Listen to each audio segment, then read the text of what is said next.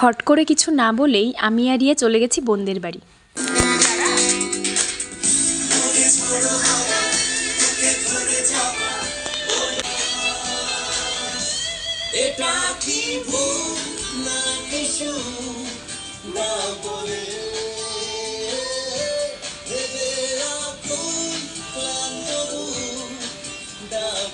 অনেকক্ষণ ধরে তো গান বাজনা নাচ সব কিছুই হলো। বোন বললো যে কফি কি বানিয়ে আনবো, আমি বললাম ঠিক আছে যা কফি বানিয়ে নিয়ে আয়, বসে বসে খাই। সব থেকে বড় কথা এটা কিন্তু এখনকার ভিডিও নয়, হালকা হালকা যখন শীত ছিল তখনকার, আর এখন তো গরম। কফি খাওয়ার পরে বোন বললো যে অনেক রাত হয়ে যাচ্ছে, তাহলে এবার আমি রান্নাটা বসাই।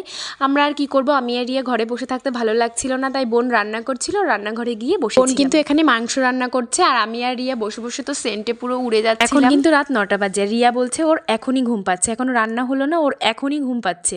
আর বোন বলেছে আজকে কোনো ঘুম হবে না, আজকে সারা রাত জাগা হবে, দেখি রিয়ার কি অবস্থা। বোন বললো মাংস আর কি রান্না করবো, আমি বললাম মাংসই থাক শুধু, আর কিছু রান্না করতে হবে না, কারণ এমনিতেও এখন রাতের বেলা। রিয়ার রান্নাঘরে বসে থাকতে থাকতে সত্যিই ঘুম পেয়ে যাচ্ছিল, তার জন্য ওকে বললাম চল ওই ঘরে গিয়ে একটুখানি নাচ করে আসবি, তাহলে আর ঘুম থাকবে। রিজুও বাড়ি ছিল না, ওই জন্য রান্না হওয়ার পরে একটুখানি ওর জন্য বসেছিলাম, ও এসেছে, তারপরে সবাই মিলে একসঙ্গে ভাত খেতে। মাংসটা কিন্তু খুব সুন্দর হয়েছিল খেতে, এত সুন্দর হয়েছে। সব থেকে বড় কথা, মাংসই যদি ঝাল না হয় না তাহলে অতটা খেতে ভালো লাগে না, মাংসই এতটা ঝাল হয়েছিল না, মানে মাংসটা খেতে খুব সুন্দর। খেয়ে এসে আমরা কিন্তু গল্প শুরু করে দিয়েছি, আর গল্প করতে করতে হাসাহাসি করতে করতে কখন যে রাত 1টা 2টো বেজে গেছে। যাই হোক, রোজ তো আর জেগে থাকছি না, তাই না? আজকে অনেকদিন পর যখন সবাই, মানে আজকে বলে না, সবাই যখন একসঙ্গে থাকা হয় না তখন কিন্তু আলাদাই অন্যরকম একটা মজা লাগে। আজকের ভিডিও এই পর্যন্তই, টাটা।